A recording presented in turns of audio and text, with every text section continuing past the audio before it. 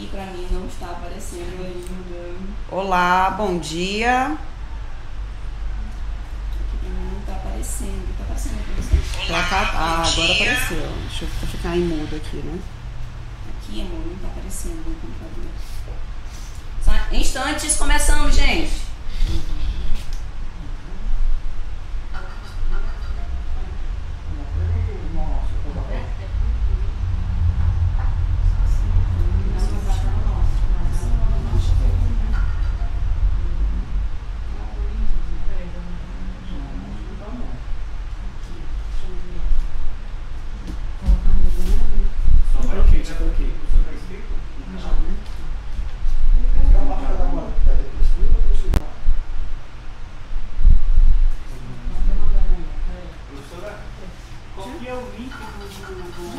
Já. Do YouTube? Tá sem som? Tá sem som?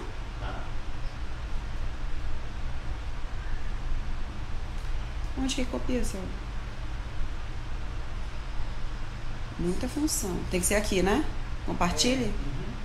Já?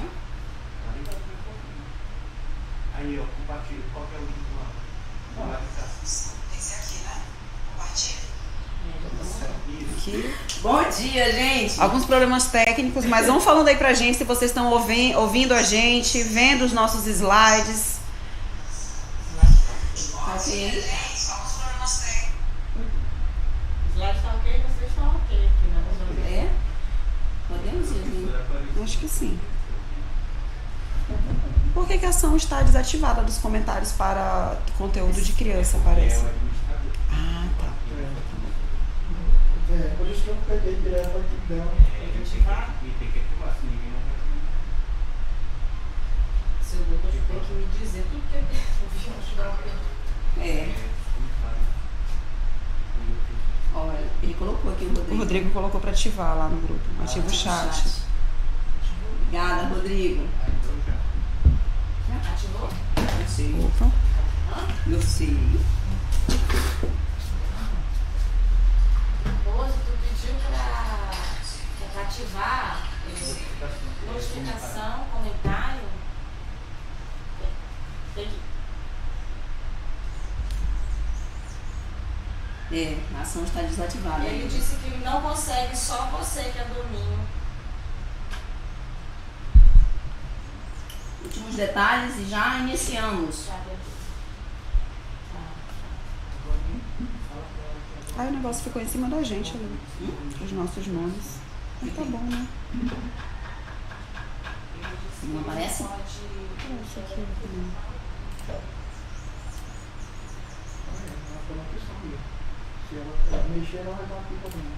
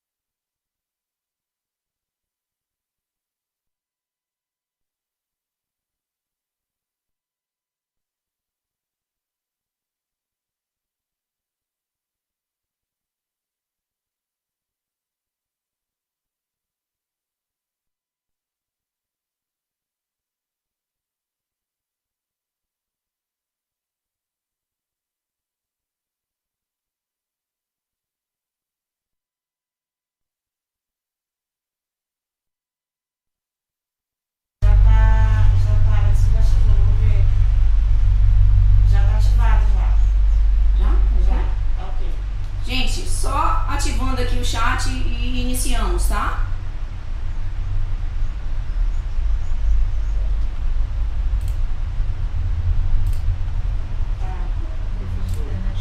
Apareceu? Aqui pra mim não. O chat ainda não. Coloca o fone no ouvido do celular. Tô na didática da No seu celular pra senhora ouvir. Ou então que ela tá com o mandando lá, coloca no celular pra ela ouvir a voz dela. Desengata lá, ó. Desengata lá. Ah, não, mas a entrada do meu é USB, não dá. O dela dá, né? Tá. Da senhora dá. Pra ouvir a voz? É. Olha, a gente continua aqui nesse Pra senhora cantinho aí, pra não tá senhora de dar boa. o feedback aí pra professora.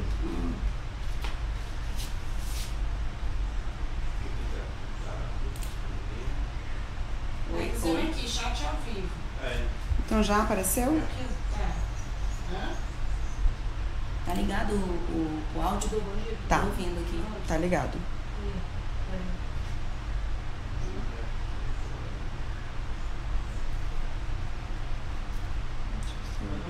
Aí, já mandei, já tá ok, pessoal.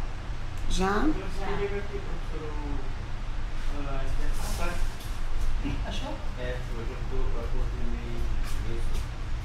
Eu achei. Acho que não apareceu, não. Vai aparecer aqui os comentários.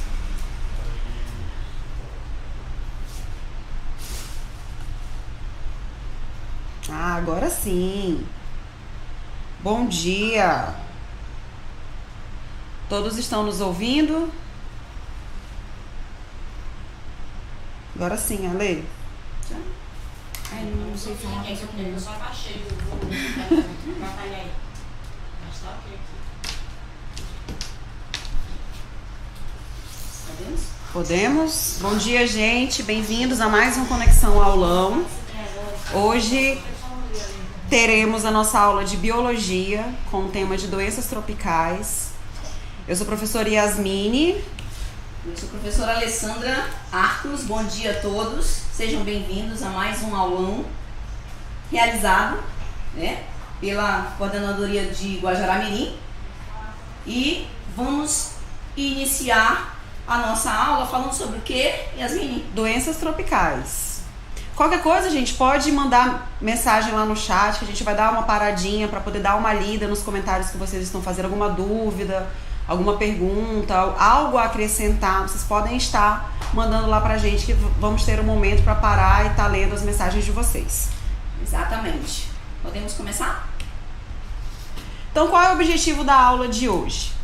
A gente vai introduzir esse conceito do que é uma doença tropical, diferenciar epidemia, endemia e pandemia. Nessa situação que nós estamos vivendo, a gente ouve-se muito falar de pandemia, só que a gente precisa saber a diferença entre surto, pandemia, endemia, e nós vamos deixar isso aqui claro para vocês hoje. Vamos identificar algumas doenças que acometem os seres humanos e que são causados por vírus, bactérias, protozoários e alguns animais popularmente conhecidos como vermes e fungos também. Interpretar as condições de saúde da comunidade, cidade ou estado, com base na análise e comparação de indicadores de saúde, como a taxa de mortalidade infantil, a cobertura do saneamento básico e incidência de doenças de vinculação hídrica, doenças que são causadas pela água, atmosférica e entre outras, e dos resultados de políticas públicas destinados à saúde. Vamos argumentar também sobre a importância da vacinação para a saúde pública, com base em informações sobre a maneira como a vacina atua no nosso organismo e também o papel histórico da vacinação para a manutenção da saúde individual e coletiva, com o objetivo da erradicação das doenças. Peraí, Yasmine, não tá aparecendo. É porque demora 30 segundos. Não apareceu nada aí. Mas pra nós tá ótimo o áudio. É, mas eu preciso enxergar aqui. Enxergo. É o seu celular, professora? Não, eu botei meu celular, porque aqui não tá aparecendo. A gente tira coloca nos nossos slides lá, ó. Dá um S e aperta aqui, ó.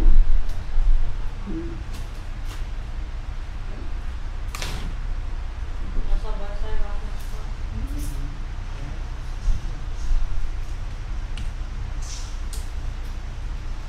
Isso. Agora sim.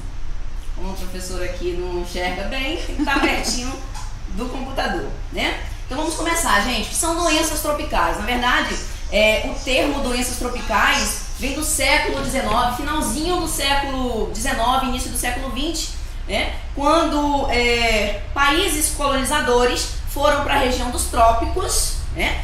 Colônias da Ásia, colônias da África, colônias da América Central e do Sul.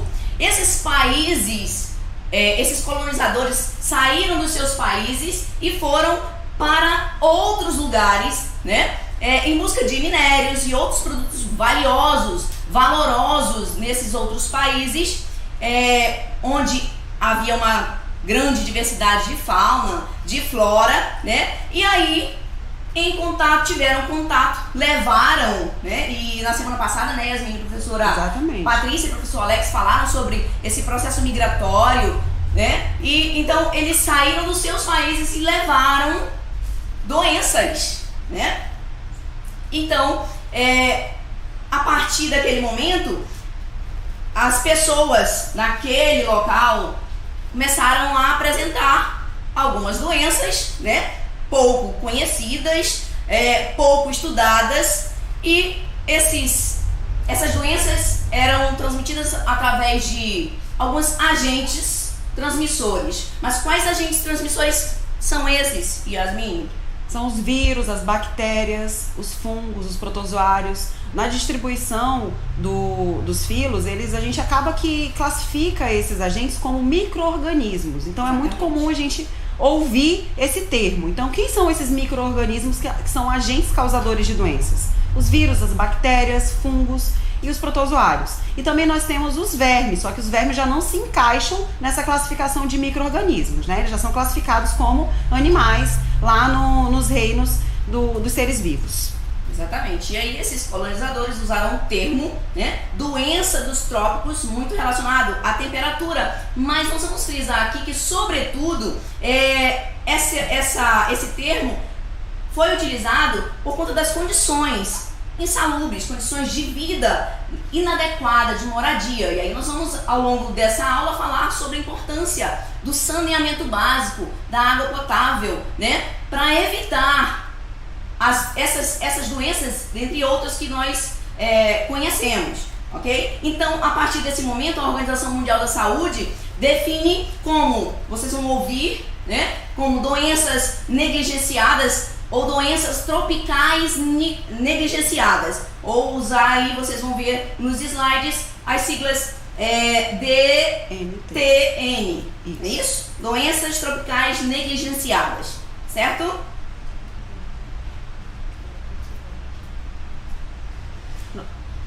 Nós temos aqui esse conceito do que são as doenças tropicais negligenciadas. São grupos de doenças que são causadas por agentes infecciosos ou parasitas, que são aqueles que nós já mencionamos no slide anterior. Os vírus, as bactérias, os protozoários, os eumintos, que são os vermes. Essas doenças, elas são endêmicas, então elas são típicas de uma determinada região e uma população de baixa renda da África, Ásia e América Latina, que nem nós vamos ver no próximo slide, as quais estão vulneráveis ou vivem em condições muito precárias, que são aquelas condições de baixo saneamento, como a professora Ale falou.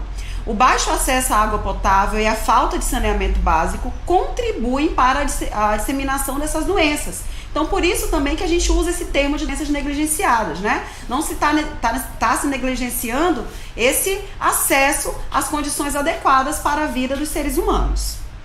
Exatamente. E aí, na figura 1, vocês podem ver, são várias as doenças, né? Classificadas aí como negligenciadas, né?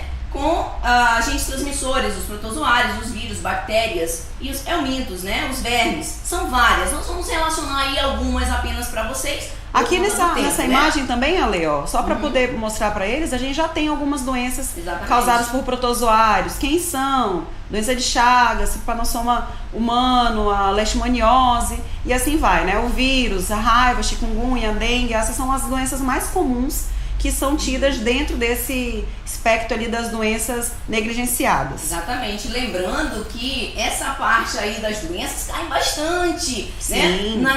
Nos concursos, nos vestibulares, né? Lá nas nossas escolas, Paulo Saldanha, alunos do Paulo Saldanha estão estudando, né? Esses reinos aí, protozoários, bactérias, né? Reino animal, reino vegetal, questão de prova, 7º ano, lembra aí, tá? Exatamente. Presta atenção, estuda. A gente está aqui falando sobre essas doenças e que 7º ano, ensino fundamental 2, não é, Yasmin? Isso. Trabalha, o ensino médio também, trabalha segundos anos. Exatamente.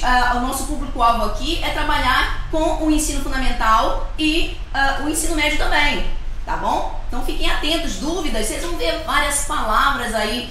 Nossa, o que é isso? Que palavra é essa? A biologia tem várias palavras que parecem complicadas, mas quando você sabe o significado delas, né, fica mais fácil você ir conectando aí as ideias, as informações, os conceitos. Fazendo as associações também, né? Exatamente. Então, dando continuidade. E aí o termo doenças negligenciadas, esse termo foi apresentado na década de 1970 por um programa da Fundação Rockefeller, né? Em 2001, a Organização do Médico Sem Fronteira divulgou um documento onde propôs dividir as doenças em globais, negligenciadas e mais negligenciadas, né? Nesse mesmo ano, o relatório da Comissão sobre Macroeconomia e Saúde introduziu outra classificação, dividindo as doenças em tipo 1, que equivale às doenças globais, tipo 2, que equivale às negligenciadas, e tipo 3, que são as mais negligenciadas. E aí, desde então, né, vem sido bastante utilizado esse termo, como eu falei anteriormente, doenças tropicais negligenciadas, certo? E atualmente, essa classificação que a professora Alessandra acabou de falar, a OMS ela classifica 17 enfermidades como sendo as principais doenças negligenciadas que nós temos. A leishmaniose, doença do sono, dengue, ectossomose, tracoma, doença de Chagas, hanseníase, tuberculose, febre amarela, o vírus da imunodeficiência humana, que é o HIV, a síndrome da imunodeficiência adquirida, né? Que é o HIV, é o vírus que causa a AIDS, que causa a doença. Ascaridíase, tricoíriase, necatoríase, ancilostomíase. Dali a gente já tem algumas doenças que são causadas por verminoses, a úlcera de Baruli, a filariose linfática e mais outras doenças também que se enquadram nesse mesmo termo de doenças negligenciadas. É interessante falar, né, Yasmin, que a palavra negligenciar é um termo utilizado para tratar algo ou alguém, né, desleixar, não ter cuidado. Então, muito se fala quando a gente fala no termo negligenciar em relação a isso. As pessoas não têm acesso ou têm pouco acesso a medicamentos, pouco investimento nessa área da saúde nesses países onde há um baixo, onde são países de baixa renda, né? Então sofrem mais, então por isso são chamados de negligenciadas. Então aqui até a gente tem um termo, né? Vou ler o termo que a professora Alessandra acabou de explicar, que negligenciar significa que algo que não se tem cuidado, não ter negligência nos modos como se trata algo ou alguém, ser desleixado ou desleixar-se. A mãe negligenciou os filhos, então ela deixou de cuidar dos filhos, ela deixou de olhar pelos filhos. Então ali trazendo isso para a parte da saúde, são aquelas que têm pouco investimento e pouco avanço de medicamentos. Porque se não tem investimento, não tem como estudar a doença e acabar produzindo uma vacina ou um medicamento que seja totalmente eficaz para aquelas doenças. Exatamente. Para saber mais, a gente colocou um link, que é até de um vídeo do YouTube, que chama Doenças Tropicais, é uma entrevista, e daí tem um link aqui, qualquer coisa vocês acessem e busquem essa entrevista lá no YouTube, aqui no YouTube, para poder estar assistindo e conhecendo um pouco mais sobre essas doenças. bacana da internet, né?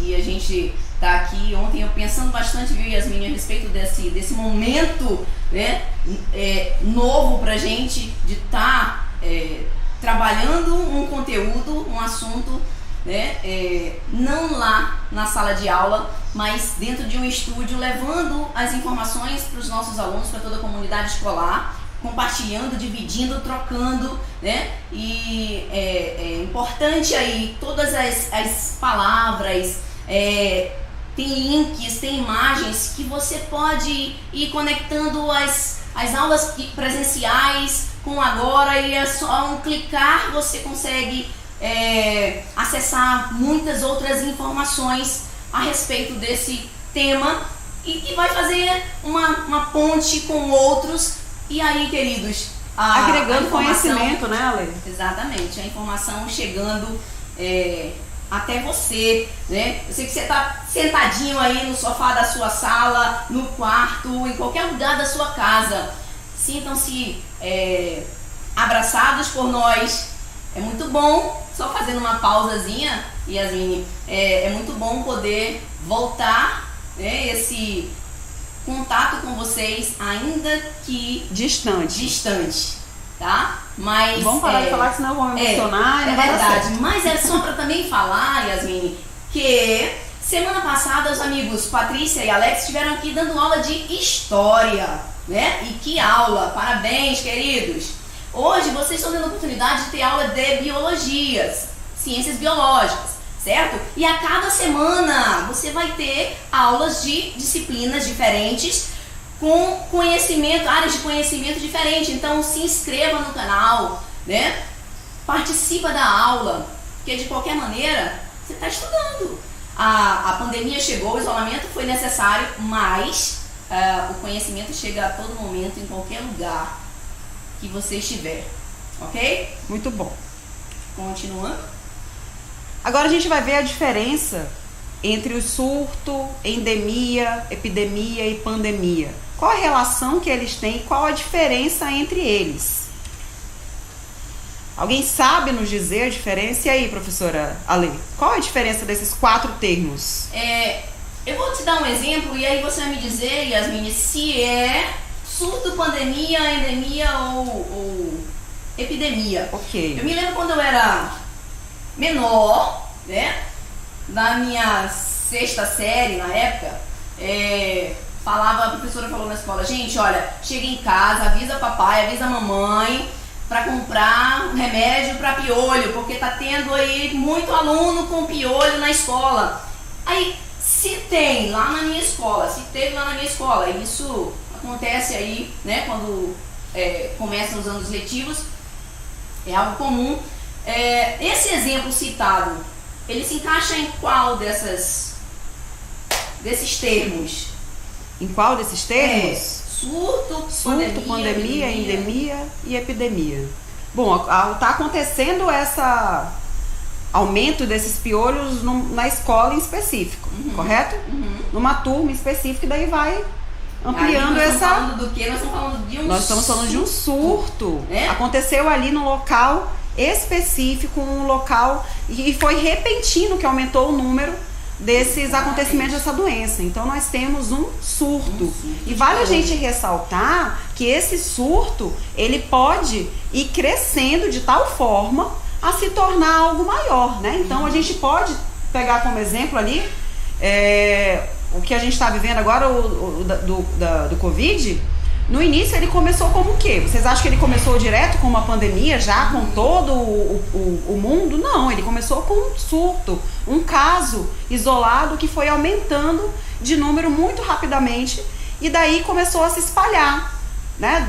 Saiu do bairro, foi para uma cidade, e assim foi aumentando e foi passando por todos esses estágios que nós temos aqui nesse slide, que a professora Lê vai falar um pouquinho. Exatamente. Então, o que seria a epidemia? A epidemia se caracteriza quando um surto acontece em diversas regiões. Aí não, esse surto de piolho não é mais lá na minha escola. Aí já saiu da escola para outros lugares, né, de determinada região. Aí nós temos uma epidemia. E a endemia, Yasmin? A endemia ela não está relacionada com a quantidade, e sim com o local onde essa doença vai aparecer. Então é uma doença típica de um local específico. Quando a gente fala lá para fora, que falam que a malária é endêmica da região norte, da nossa região ou do nosso estado, significa que a malária ela é típica da nossa região. Nós temos vários casos dessa doença aqui, e não precisa ser em um tempo curto. Ela é caracterizada por um longo período, né? Ela continua sendo frequente, independente do tempo, vai se passando. Exatamente. A mesma coisa ali a gente colocou como exemplo da febre amarela.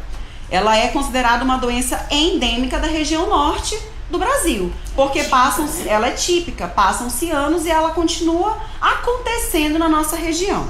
E a pandemia? Pandemia, já a gente nem precisa entrar muito em detalhe, porque nós estamos vivenciando isso. Estamos passando por um momento histórico, né? Exatamente. Então, aprendam aí para depois vocês contarem para os seus filhos e netos. Né? Mas não custa nada a gente falar que pandemia acontece quando uma epidemia se espalha por diversas regiões do planeta. E quando a gente traz para nossa realidade, para o momento que nós estamos vivendo hoje, a pandemia, como a Yasmin falou anteriormente, o Covid não aconteceu subitamente no mundo inteiro.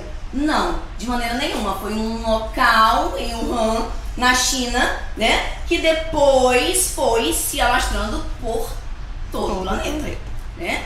Chegou até nós, infelizmente, né? A pandemia ela vai se alastrar por todo o planeta.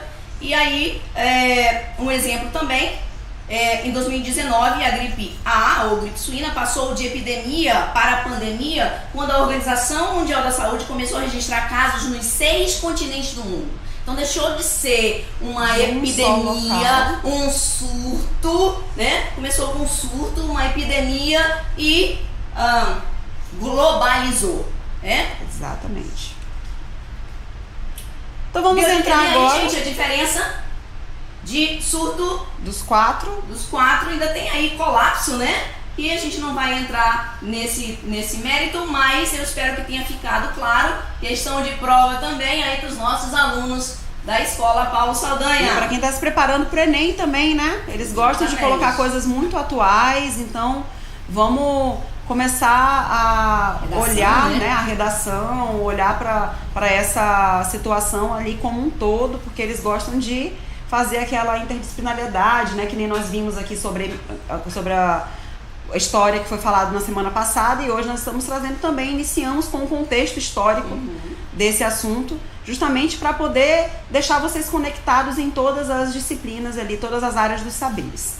E dando continuidade, nós vamos entrar agora nesses micro-organismos, nesses grupos, né, que fazem parte e que transmitem essas doenças que nós estamos trabalhando hoje, falando hoje, né? Quem são esses micro-organismos, professora Alessandra? Bom, nós vamos falar um pouquinho aí de algumas doenças causadas por vírus, que não se encaixam, lembrando, né? Que não se encaixam aí nos 5 reinos da natureza, porque tem como característica o fato de serem acelulares, né? Não são formados por células, mas nós vamos falar sobre bactérias, protozoários, os vermes e doenças causadas por fungos.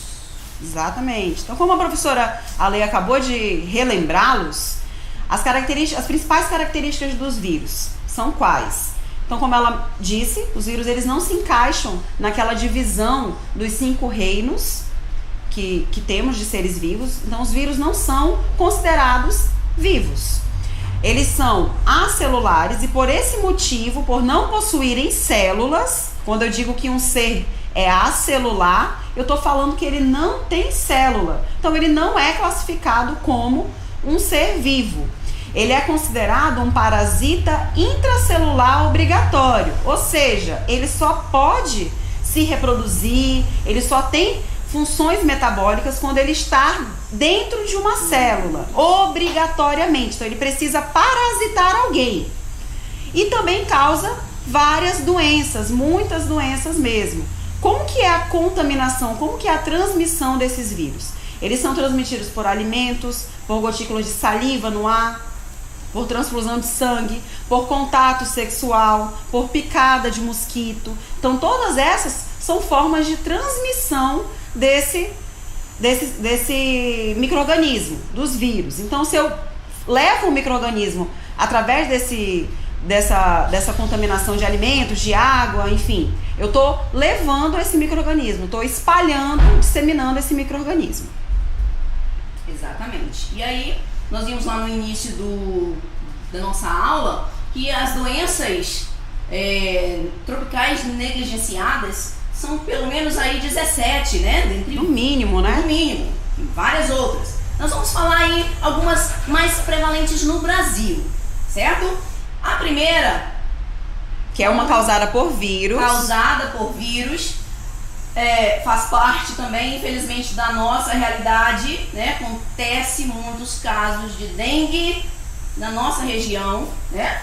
E a dengue é uma doença infecciosa, febril aguda, causada por um arbovírus do gênero Flavivírus, da família Flaviridae, sendo o mosquito Aedes aegypti o seu vetor e transmissor da doença. Então, todo o que é aí um vetor, conhece, hein, né? Ale? Você falou vetor ali, pode ter alguém que não saiba ou não lembre o que é um vetor. Aquele agente que carrega a doença, né? E aí, esse mosquitinho chamado Aedes aegypti, questão de prova também, queridos. Nome científico aí do mosquito, primeira palavra, começa com A maiúsculo, letra maiúscula. Segundo nome dele, começa com letra minúscula. Sempre, ok? Além disso, este mosquito é o vetor de várias outras doenças.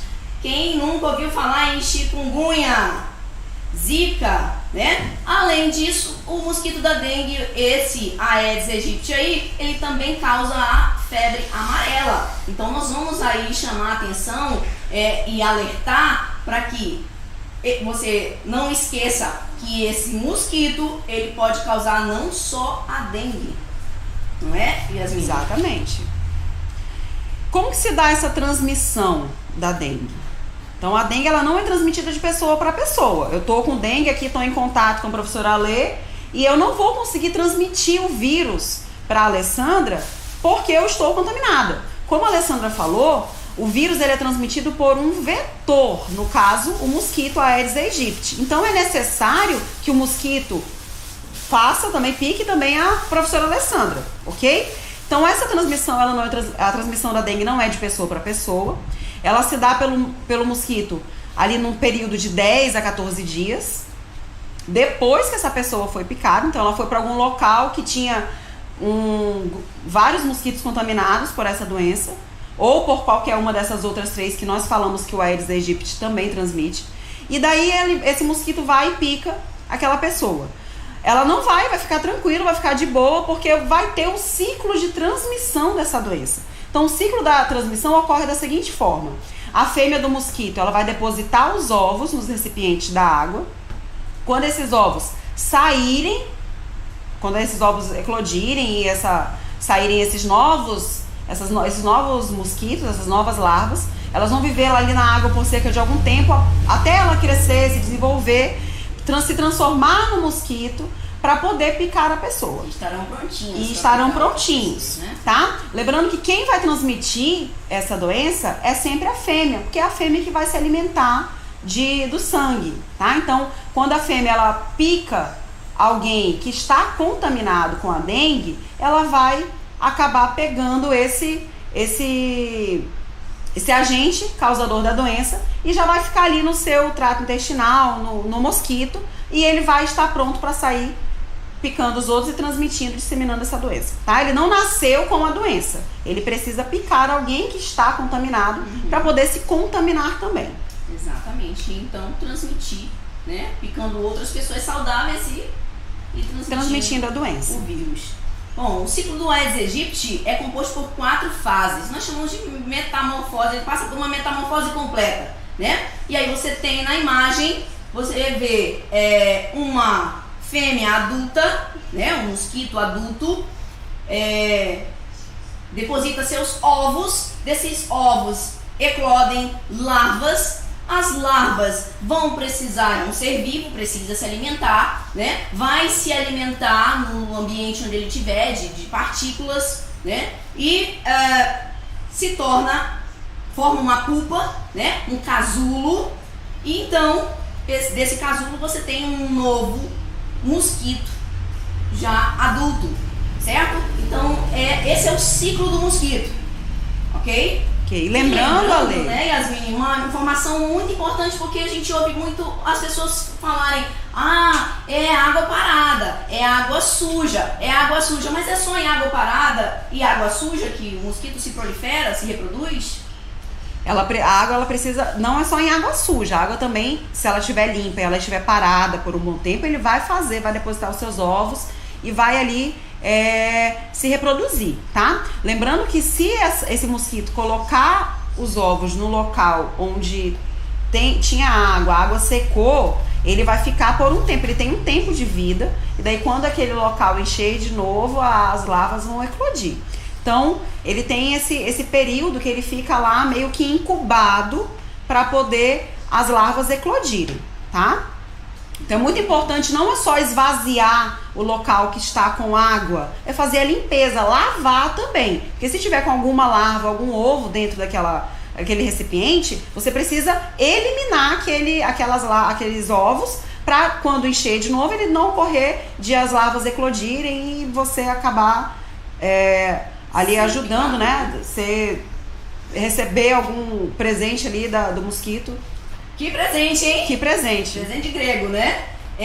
Lembrando também que, por menor que seja o recipiente, uma embalagem, né, uma caixinha, uma tampinha, tem água, o mosquito pode se reproduzir ali. Então, você está passando pela rua, você está passando no quintal, tem uma tampinha de garrafa, tem qualquer que seja a embalagem, o material, tem água ali, já tome as devidas providências, tá? Passou, nós vamos falar sobre aí as medidas preventivas, né? Já, então fica atento a essas informações, ok? E aquilo que eu falei pra vocês ainda há pouco, ó. Como que é o ciclo de transmissão da dengue? Nós temos um mosquito saudável, ele passou por todo esse processo de ovos, larvas e um mosquito adulto. Então aqui tá um mosquito saudável adulto. E temos uma pessoa que tá doente, está com dengue, ou pode ser qualquer outra das 3 doenças que o Aedes aegypti transmite. Aí esse mosquito saudável pica essa pessoa que está doente, automaticamente ele vai se infectar com aquele vírus. Então aqui nós temos o mosquito infectado, e esse mosquito infectado está lá com muita fome, ele precisa se alimentar e vai e pica uma pessoa saudável, e essa pessoa que era saudável vai receber, a partir da picada desse mosquito, vai receber o vírus daquela doença e vai se contaminar. E assim continua o ciclo de doença, de transmissão da dengue ou da febre amarela, tá? Por isso que é importante o combate ao mosquito, ok?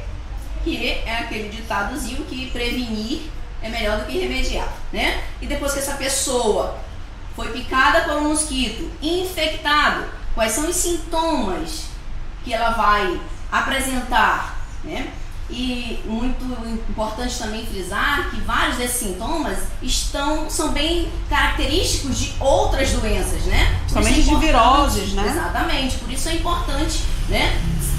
Apresentou sintomas, procura um médico, porque eu não sou médica, então não posso me automedicar, achar, né, que eu tô com determinada doença e às vezes pode ser outra coisa. Mas, em se tratando de dengue, quais são os sintomas, Yasmin? O indivíduo vai apresentar febre alta, enjoos e vômitos, dor de cabeça e uma dor característica no fundo dos olhos, mal-estar e cansaço extremo, manchas na pele, manchas vermelhas, irritação também, dá um pouco de coceira, dor abdominal e em todo o corpo. E qual é o tratamento? Bom, a gente sabe que quando a pessoa está com uma doença que é causada por bactérias, há um remédio, toma-se antibiótico. Agora, antibiótico não serve para combater doenças causadas por vírus, certo? Trabalhamos muito isso em sala de aula, né? Exatamente. Com essas informações, com essa informação, porque todo mundo acha que, tô doente, toma um antibiótico vai passar. Não, você não sabe se você está doente por um agente causador. Qual foi o agente causador? É um vírus, é uma bactéria, fungos, protozoários, verme. Então você não vai tratar verme com antibiótico, né? Então nós sabemos que para doenças causadas por vírus não existem remédios antivirais, né? Não existem. Que sejam eficazes contra a dengue ou outra doença causada por vírus. O que nós podemos fazer a medicação a ser tomada é para a febre, é para a dor de cabeça, né? Como é que nós chamamos? Esqueci a palavra, mas quando voltar eu falo. Então, não, só para lembrar, não existe remédio para... São medicamentos para aliviar os sintomas, né? Você tá com uma febre, uma dor de cabeça, uma dor de estômago, e você vai e toma para aliviar o que você está sentindo. O vírus, ele tem um tempo de vida útil no seu corpo, né? Então ele vai ficar ali de 7 a 10 dias.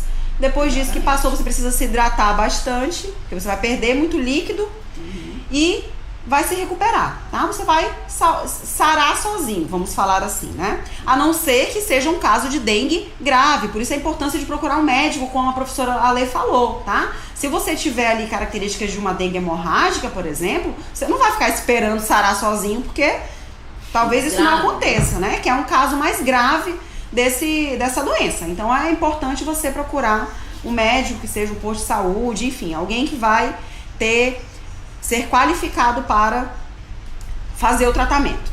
Então ali nós colocamos também um linkzinho para vocês saberem mais sobre a dengue. Existe um site que é www.dengue.org.br. Nesse site você vai ter lá várias informações sobre a dengue em específico, tá? Da doença mesmo. Mas aí a gatinha que tá em casa, né? Pode estar pensando, bom, mas o que eu posso fazer se não tem remédio para combater a dengue? O que você pode fazer, gatinho? Gatinha, você precisa de repouso, né?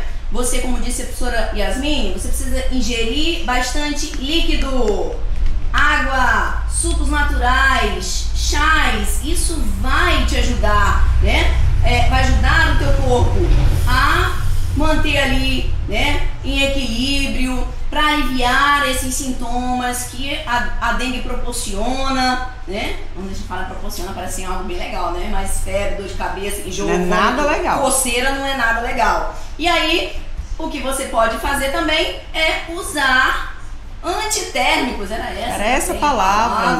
Antitérmicos recomendados pelo médico, porque vocês sabem que existem medicamentos que eu não posso tomar para determinada doença, então eu preciso saber, né? E só o médico vai poder te dizer, amor, qual é a doença para você tomar a medicação correta para aquela finalidade. Então, toma lá, né? Depois de ir ao médico, ele vai te passar um remédio para dorzinha de cabeça, um remédio para febre, para ir diminuindo os sintomas. E aí, como disse a professora Yasmin, depois de 7, 10 dias, o teu organismo vai, né, se recuperando.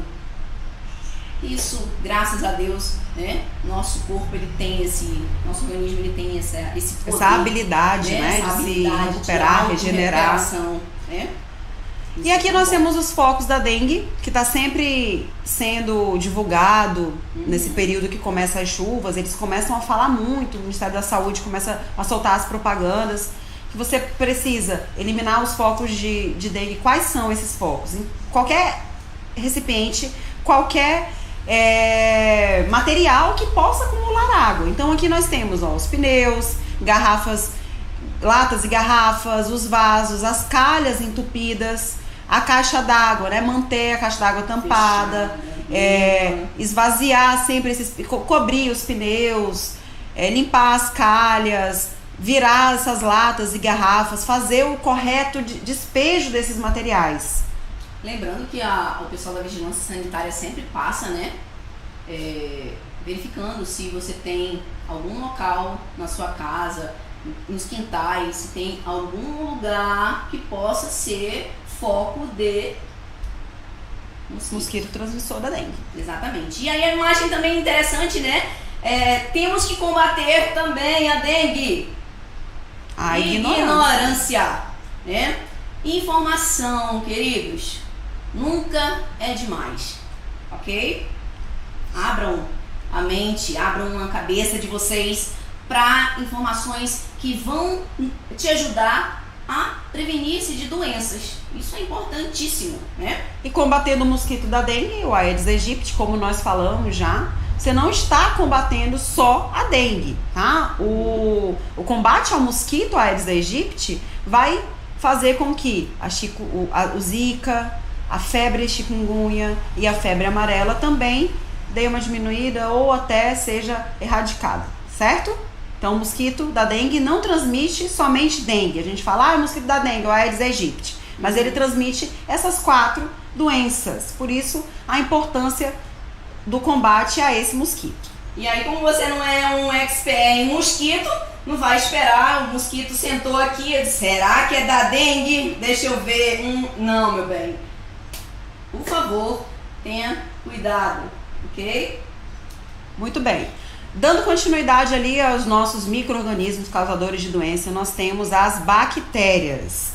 Como que são as características dessas bactérias, professora Lê? Bom, primeira característica são seres unicelulares.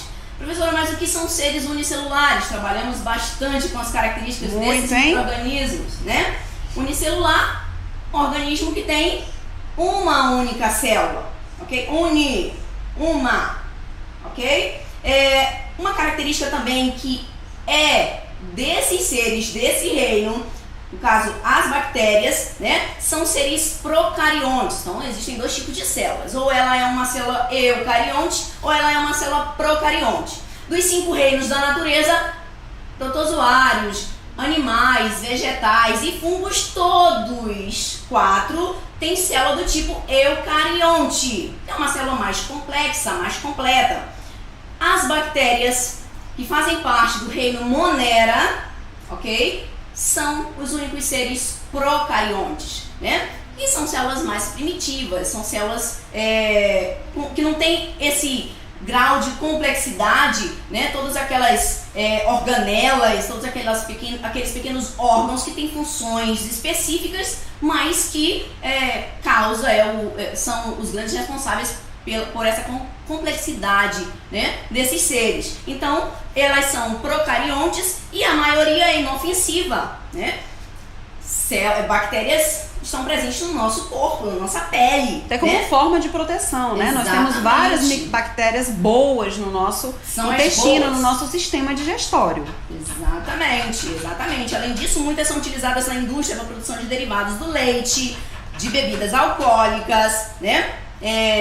Inseticidas. Mesmo assim, várias espécies de bactérias são parasitas e provocam doenças. Então existem as bactérias boazinhas, professora? Sim, mas existem as bactérias mazinhas, professora, ruinzinhas? Também, né? Também. E essas bactérias ruinzinhas podem causar aí alguns probleminhas nos seres humanos, nós, ok? Aí nós temos, lembrando só as formas das bactérias, né, que nós temos também cai muito em avaliação, que é os cocos, que são essas bolinhas, os estreptococos, que são essas bolinhas quando formam um cordão, estão vendo? Ó?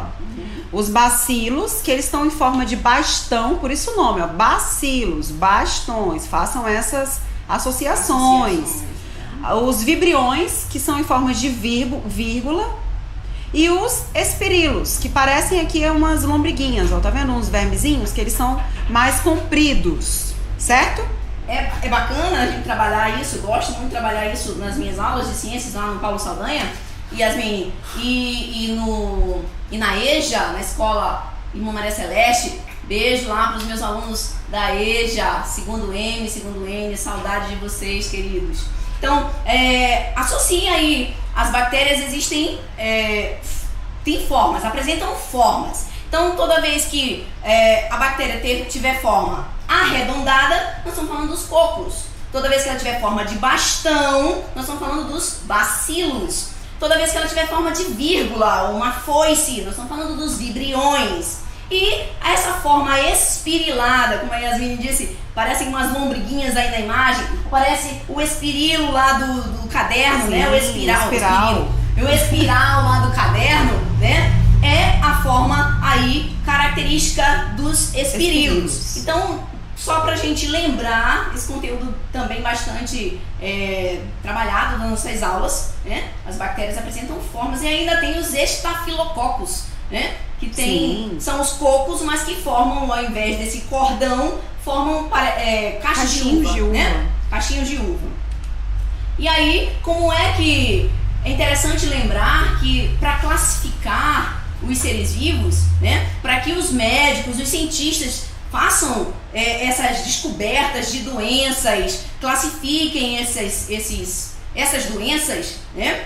Diferenciem essas doenças olhando lá a imagem dessa forma das bactérias. Não é isso, Yasmin? Isso mesmo. E aqui hoje a gente tem um exemplo de uma doença que é causada por um bacilo. Então, se ela é causada por um bacilo, qual é a forma dessa bactéria, né? Que acabamos de ver. Ela é uma doença infecciosa causada por uma bactéria que é a doença é a tuberculose, tá? Então ela vai afetar as vias respiratórias, principalmente os pulmões, mas ela também pode ocorrer em outros órgãos do nosso corpo, como nos ossos, no rim e nos meninges, que são as membranas que vão envolver o cérebro. Então quando são as formas mais graves da tuberculose que essa bactéria ela vai se especificar, então ela vai ficar mais resistente ao tratamento e vai acabar infectando outros órgãos. Por isso que é importante, como a professora Lê falou sobre a dengue, o tratamento adequado, não interromper o tratamento, principalmente quando estamos falando de doenças causadas por bactérias. Quando você interrompe um tratamento, você acaba fazendo com que aquela bactéria fique mais resistente no seu organismo, tá? Então é importante concluir o tratamento para que não tenha uma incidência daquela doença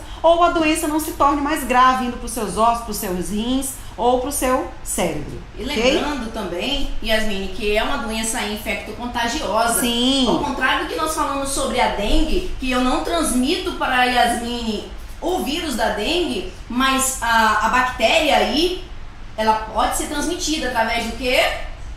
Das gotículas salivares. Eu nunca achei tão importante só o Covid, só esse momento da pandemia que nós podemos pensar o quanto isso aqui é importante, o quanto a máscara é importante, né? E é algo que só médicos usavam, só enfermeiros, só o pessoal da saúde.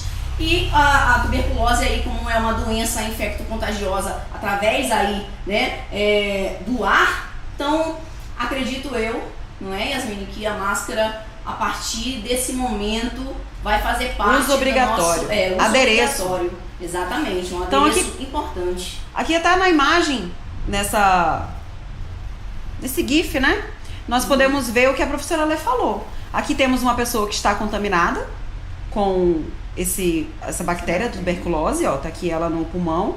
A pessoa espirra ou tosse ou libera gotículas, até falando, às vezes a gente acaba, né, que solta umas gotículas de saliva e vai infectar uma pessoa que está saudável, porque ela vai pegar aquilo pelas vias respiratórias e vai levar até o seu pulmão que estava saudável e aquela bactéria vai se instalar lá no seu pulmão. E é importante falar também que não é nada legal, né? Independente de você estar com a bactéria, com qualquer que seja o agente causador aí, né? É importante ter cuidado ao espirrar, né? Ao falar perto de alguém. A educação, né? Como você vai espirrar na frente de alguém? Mesmo, porque isso faz parte da nossa educação higiênica. Ou tossir lá, né, no rosto de alguém. Exatamente. Isso não se faz, né? Exatamente. Então, como a gente estava falando, essa transmissão ocorre pela via aérea. Então, onde a pessoa ela pode ser infectada é através de inalação. Quando eu respiro,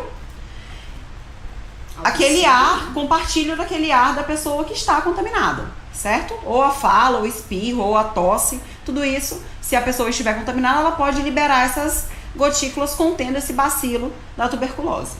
Exatamente. E aí, aqueles sintomazinhos que não são nada legais, né? Como tosse crônica com sangue e muco, e aí você tem que prestar atenção, né? Se autossir, tá sangrando, tá no muco ali, no catarro, né? Tá diferente, tá né, diferente, né? Tem a Você presença sente de dor sangue, também, muita dor ao tossir. Exatamente. Suor noturno, a fadiga, perda de apetite, perda de peso, consequentemente, né? Febre alta, dor no peito. Eu acho, professora, que a dor no peito é mais grave. Aí só se eu sentir dor no peito eu vou ao médico. Não, meu bem. Procura um posto de saúde, um médico o mais rápido possível. Se você também, claro, você sabe, né? Tem contato com outras pessoas que estão, você sabe, você, né? Suspeita que esteja com esse bacilo, a tuberculose, então procure um médico.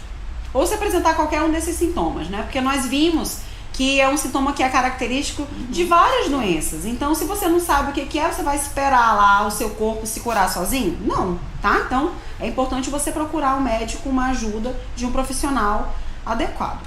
Exatamente. E aí o diagnóstico feito por um médico, né? Uma pessoa que trabalha na saúde, pessoas com esses sintomas que nós acabamos de mostrar, associados ou isoladamente, devem procurar um posto de saúde o mais rápido possível. O tratamento, gente, é gratuito e deve ser iniciado imediatamente, não fica esperando, Isso mesmo. Levando aí em consideração os sintomas, é confirmado pela radiografia, então ele vai ver, né, através da radiografia, como é que estão aí os teus alvéolos, como é que está o teu pulmão, né, e análise do catarro. Ajudam a confirmar esse diagnóstico, o teste de Mantoux, tá certo essa pronúncia? Uhum. Você que tem origem francesa. Tá, muito Que fino. consiste na aplicação de tuberculina, extraída da própria bactéria, debaixo da pele, a broncoscopia, né? E a biópsia pulmonar. Vejam aí a imagem. Aí você tem uma pessoa, a radiografia de uma pessoa com a tuberculose no estágio 1, estágio 2, e aí você tem, né? Essa análise do catarro, né? Exatamente. E como nós falamos, a tuberculose tem remédio, tem tratamento. Como se trata de uma doença causada por bactéria, a gente consegue combater essa doença no nosso organismo. Tosse com catarro por mais de 3 semanas pode ser tuberculose. Tuberculose tem cura, só não pode parar o tratamento, que foi aquilo que nós mencionamos. Não se para tratamento contra uma doença causada por bactéria, ok? Justamente por isso, como a gente já disse, a bactéria vai se tornando mais resistente. Então você poderia ter uma coisa simples, iniciou o tratamento, melhorou, aí você já estou melhor, vou parar. Para o tratamento e daí aquela doença tem reincidência, ela fica mais grave e acaba que você prejudica a sua situação.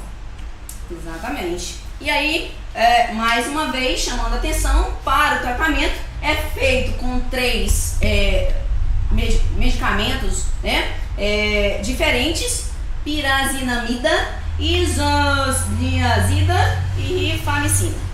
Esses 3 aí, nomes aí, eu sempre sugiro para meus alunos, viu, Yasmin? A biologia, como tem várias palavras diferentes, né? Você quer ser criativo, você quer colocar o nome do teu bebê aí, pai, futura mãe, futuro pai, né? Já pensou?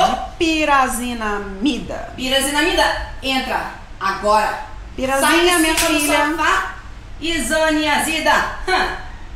Não, é melhor não, né? É melhor não. Yasmin, Alessandra, O nome mais comum, né? É verdade. Durante 2 meses, o paciente toma os 3 medicamentos e a partir do 3º mês toma só o isoniazida e a rifamicina. E aí, Yasmin? Esse bacilo da tuberculose, essa bactéria que causa a tuberculose, ela cresce fora e dentro da célula de defesa. Quando ela está fora dessa célula de defesa, ela não consegue se multiplicar muito rápido. Ela vai adquirir tipo uma resistência. Para que esse crescimento seja impedido e essa divisão fora da célula não ocorra, é por isso que se usa esses 3 medicamentos, essas 3 drogas, como a gente colocou ali, né? E o tempo maior prolongado para esse tratamento. Então, por isso que o tratamento para tuberculose, ele demora um pouco, tá? Mas é necessário para que a pessoa fique 100% novamente. Yasmin, eu acho que ainda tem gente que não entendeu, então toca aí alguma coisa pro pessoal entender a importância. Aí temos as recomendações, frisando: não suspenda o uso da medicação antes do prazo previsto. Ah, não tô mais sentindo nada, Yasmine, eu vou parar de tomar medicação. Pode? Não para, criatura, tu pode morrer. Exatamente. Lembre-se de que desnutrição, alcoolismo, uso de drogas ilícitas e de medicação imunossupressora aumentam o risco de contrair a doença. Ou seja, se você já não tá muito bem, tem aquele meme, né, Ale? Exato. Já não tava muito bom, parece que piorou. É isso que vai acontecer se você parar esse tratamento, se você parar com os cuidados, né? Por isso que é importante manter uma alimentação saudável, não beber em excesso, não usar drogas, fazer essa medicação de imunossupressora. São pessoas que já têm o sistema imunológico deprimido e ela precisa tomar medicamento contínuo. Então, todas essas pessoas aqui, elas estão com maior risco de se contaminar com a tuberculose ou com qualquer uma outra doença, certo? Estão mais suscetíveis à tuberculose, né? E aí deve manter essas pessoas com doenças mais consideradas mais graves, né? Como o vírus HIV e doenças como diabetes. As doenças infectocontagiosas, né? Que são Exatamente. transmitidas de pessoas para pessoas. Exatamente. Deve estar constantemente em consulta médica, né? Em observação. Porque o organismo ele fica mais debilitado, o sistema imunológico está debilitado, né? E daí aqui, ó, nós colocamos esse alerta sobre a vacina para as crianças, que é o BCG, que é contra a tuberculose também. Então é importante tomar as vacinas para fortalecer o sistema imunológico, para preparar o nosso corpo, o nosso organismo para combater as doenças que ao longo da vida a gente pode entrar em contato, né? Você não sabe se você vai entrar em contato com uma bactéria ou com um vírus e qual o momento que isso vai acontecer. Então, as vacinas, elas servem justamente para isso, para fortalecer o nosso organismo. Exatamente. E lá no finalzinho nós vamos falar sobre a importância da vacina. Então, mãe, pai, responsável, aluno, já vai lá no teu cartão de vacina, amor. Pega lá, vê se você tá em dias com as tuas vacinas, ok? Tivemos a campanha sábado, né? Tivemos uma campanha sábado de vacinação. Exatamente. E vale ressaltar que a ausência de novas vacinas, novos medicamentos e novos testes diagnósticos são apontados como um dos principais fatores de perpetuação da doença no planeta. Além de outros fatores como a desigualdade social, doenças que comprometem o sistema imunológico, né? E o envelhecimento da população.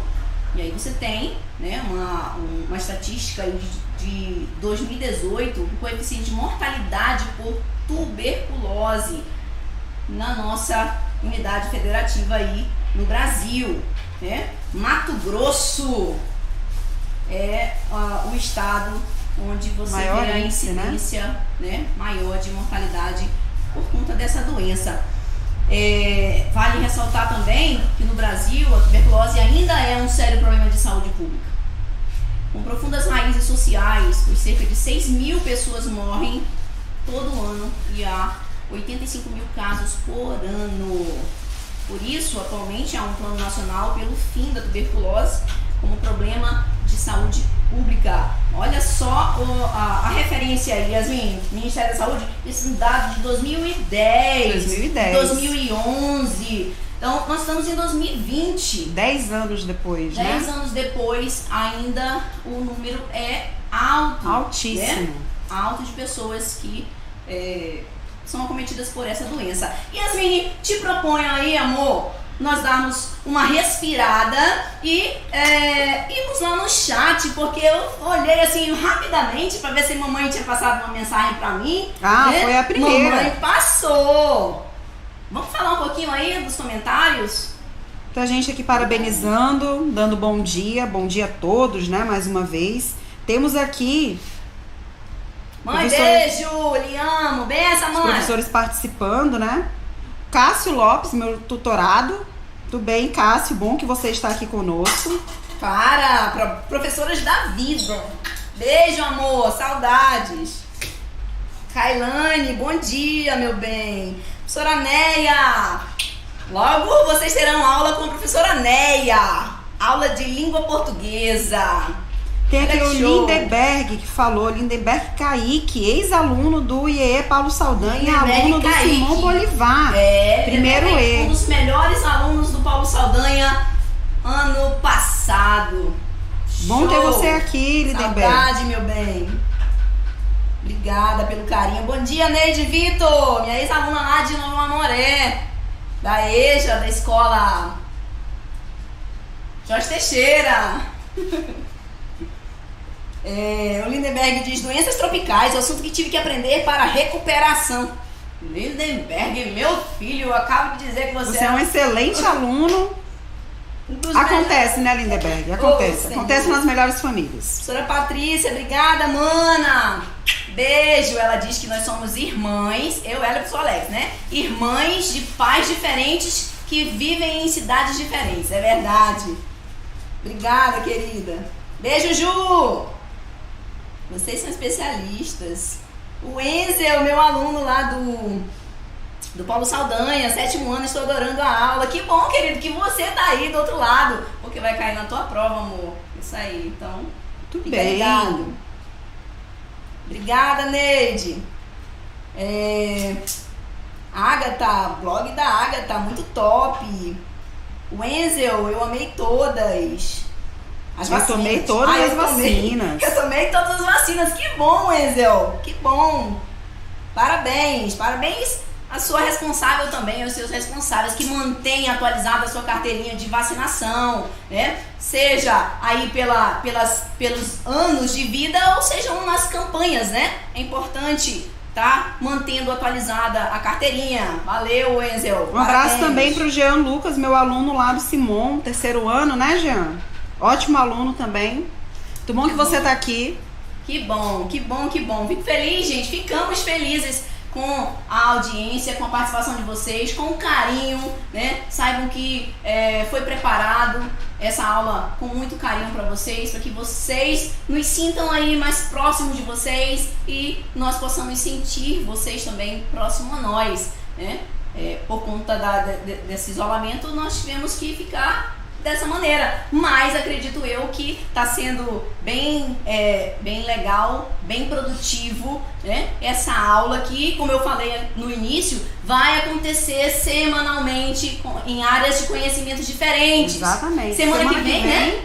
É o professor Rodrigo. Lá do Vai ter Simão uma aula Bolívar. de física, então os meninos que estão ali, que são alunos do professor Rodrigo, já marquem na agenda de vocês, lotadíssima, que terça-feira que vem, nesse mesmo horário, nesse mesmo canal, vocês terão a aula do professor Rodrigo. Como é que os blogueiros fazem, hein, Ale? Assina aí, ativa a notificação, eu não sei onde tá, ativa a notificação, se inscreve no canal Se para inscrevam. poder participar das aulas e acompanhar tudo que nós iremos colocar aqui nessa novo projeto da CRE, que é o Conexão Aulão, Exatamente. com vários aulões desse, então muito interessante para vocês, para auxiliar no estudo de vocês.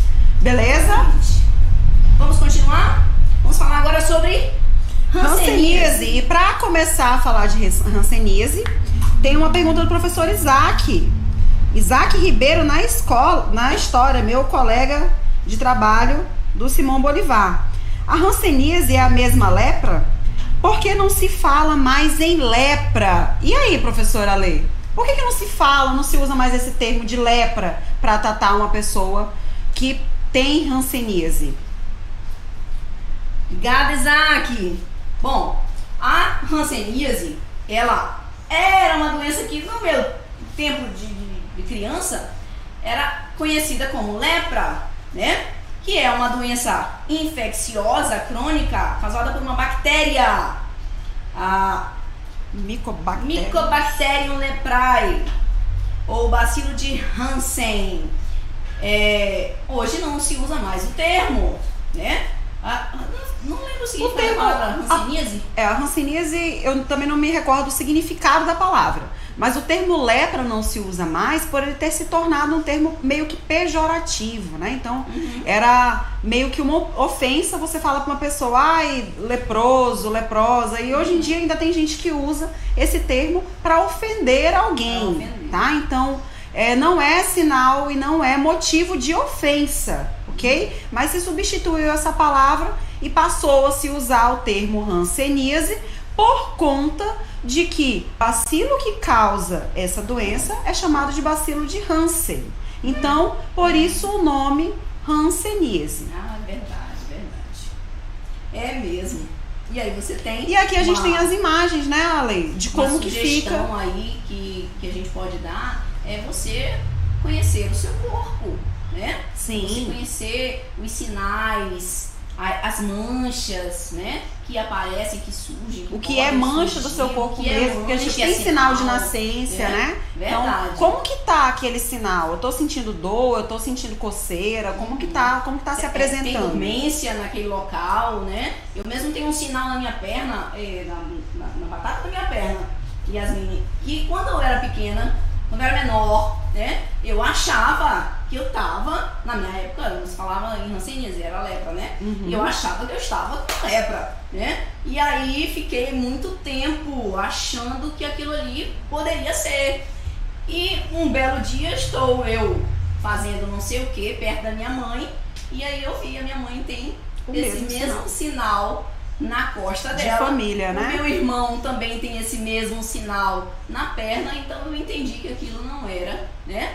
A Uma importância doença, mas era de um conhecer o seu próprio Exatamente, corpo, né? exatamente. E como que se pega a hanseníase ali? Como que eu vou ali pegar essa doença, né? Até eu pego ali entre aspas, como que a gente pega essa doença? Também. Deus o livre pegar essa doença. Deus o livre. Deus nos livre, né? Deus nos livre. Também uma doença que é adquirida aí, você pode pegar pelas vias respiratórias, né? E com convívio prolongado com alguém que tenha, né? Essa doença. E Ale? A transmissão. A transmissão do nosso slide, ela ficou meio ficou, zoada, que nem vocês falam, mas ela vai ocorrer pelo contato próximo e prolongado. Por ser uma transmissão através de vias aéreas e respiratórias, a gente também pode ficar exposto por muito tempo com uma pessoa que tem a doença e a gente acaba se contaminando, tá? A doença vai ser transmitida. A maioria da população, ela tem uma defesa natural contra essa doença, contra esse, no caso, uma imunidade natural, tá? Que se entrar em contato com o bacilo não vai adoecer. Então, grande parte da população já possui essa imunidade.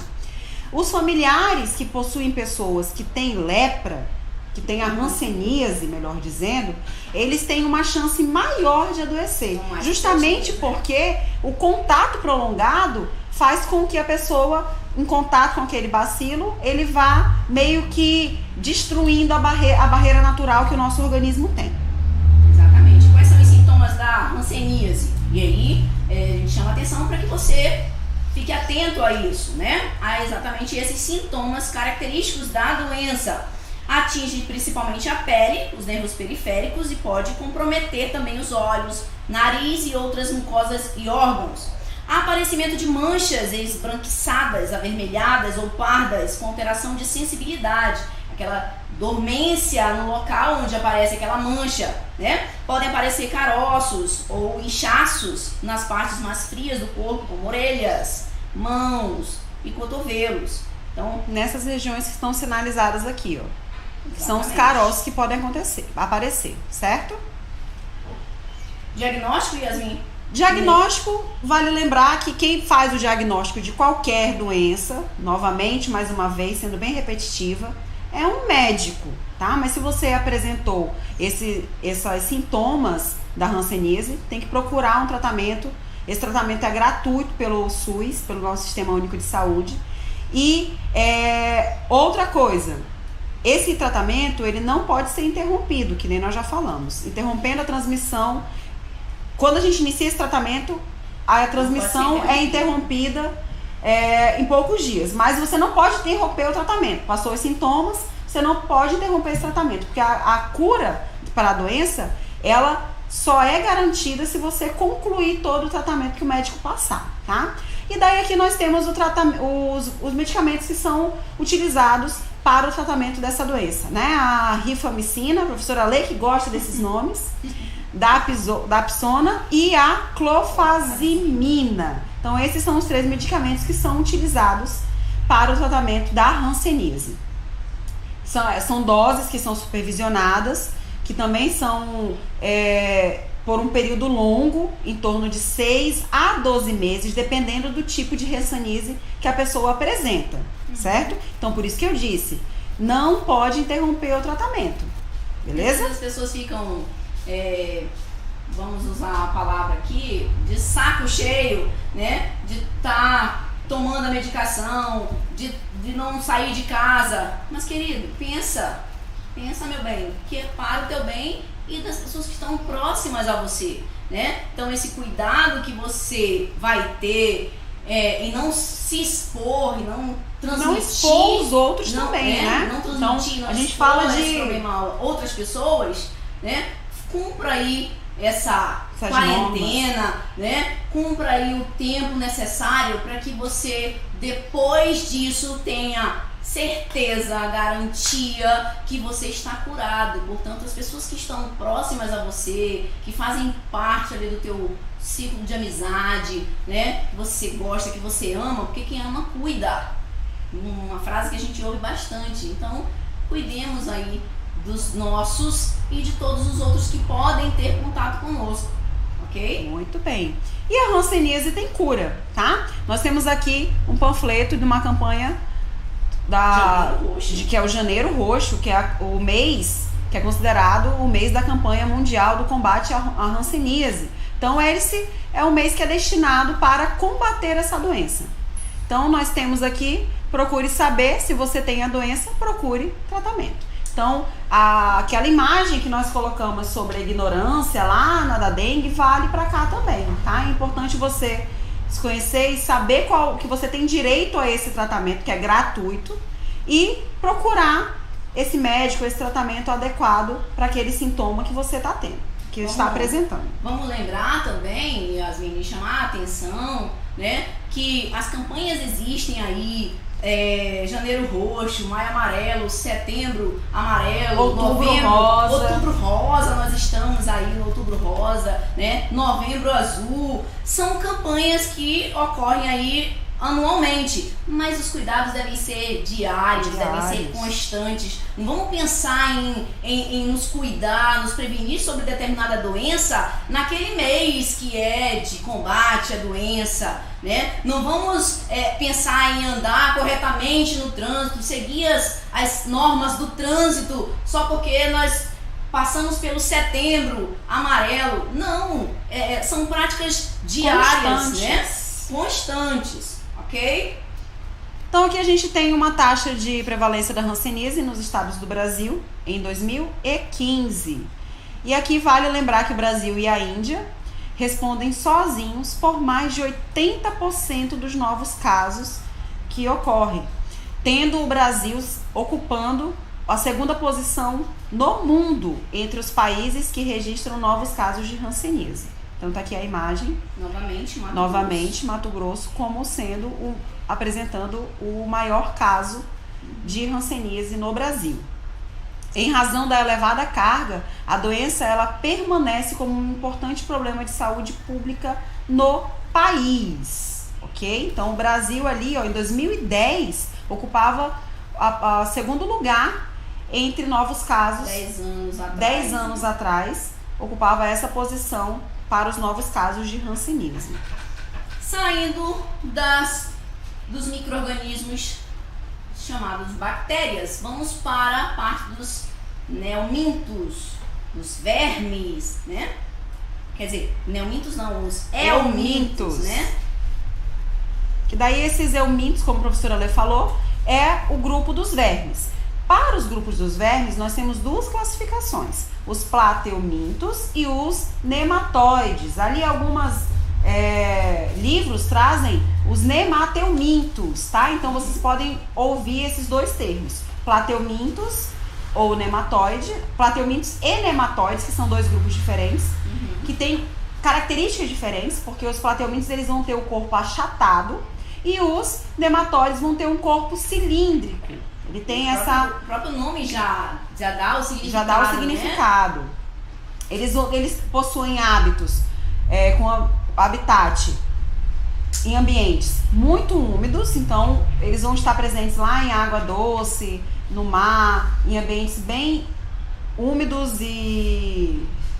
Eu ia dar o exemplo lá do esquistossomose, mas agora a gente chega nele, né?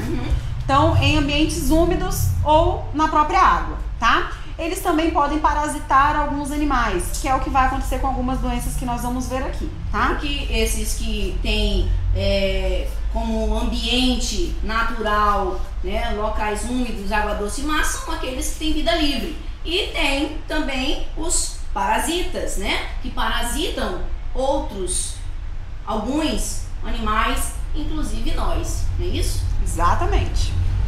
E o primeiro que nós vamos falar é a esquistossomose. O que, professora?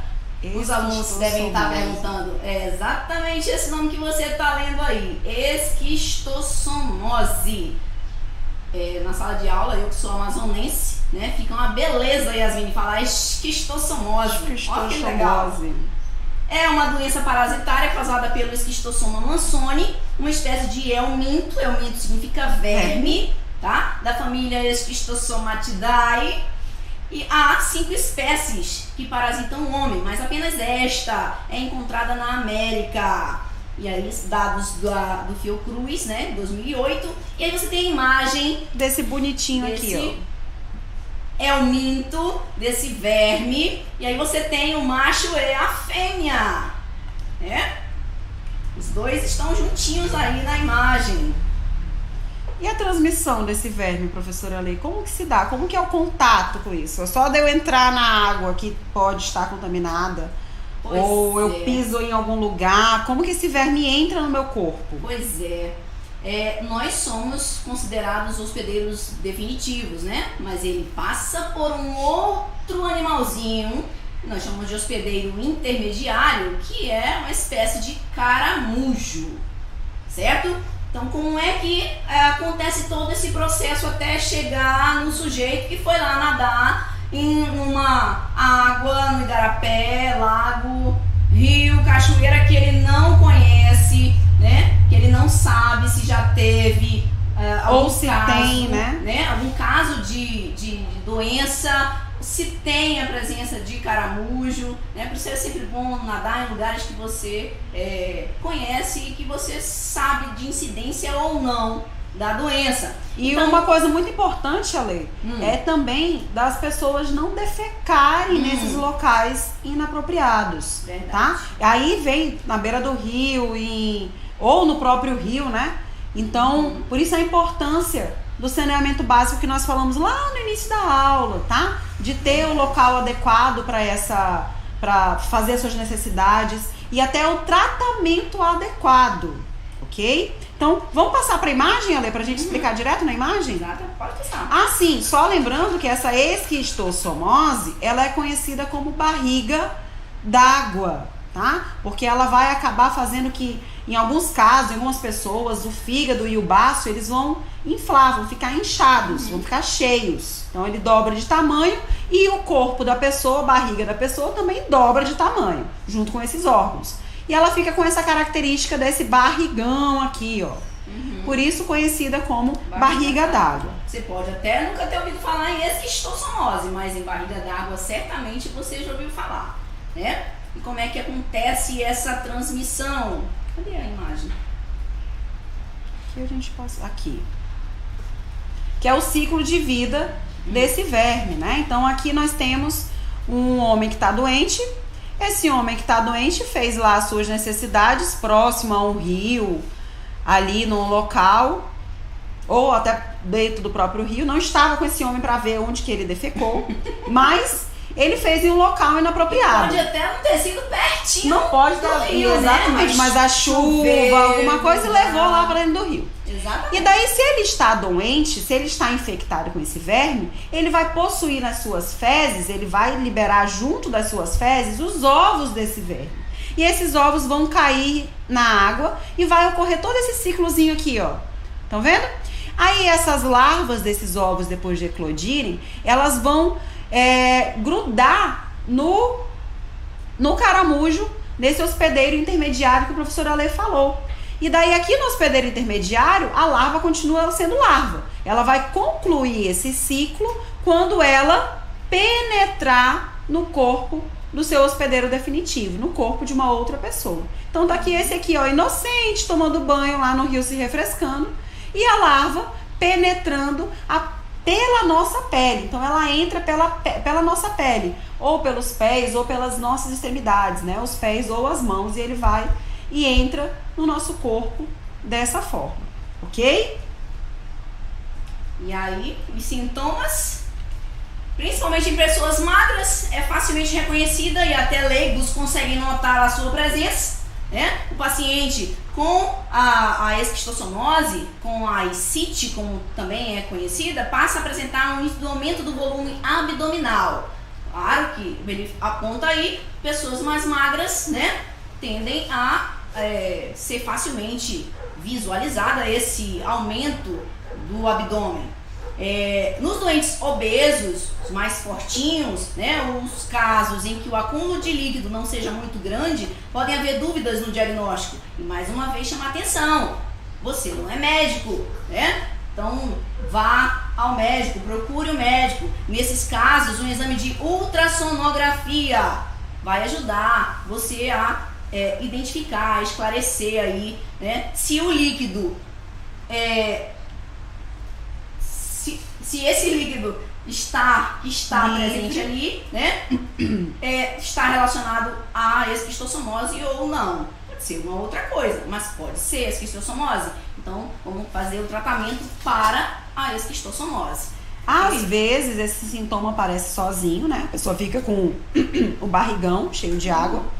Mas, às vezes, ele pode vir acompanhado de outros sintomas, como a icterícia, que a icterícia é quando a pessoa ela fica amarelada, né? Que são sintomas de doenças hepáticas. A icterícia, o aumento do volume do fígado e problema na circulação lá na barriga mesmo, ok?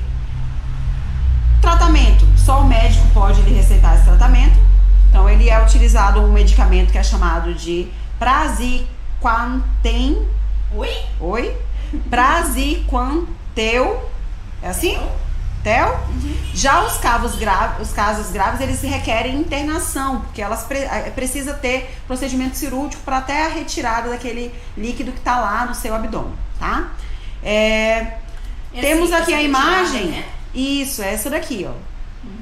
Que é chamada de paracentese. É um procedimento que é considerado cirúrgico, porque ele vai retirar o acúmulo daquele líquido que está no seu fígado, no seu baço, né? Fica drenando esse líquido.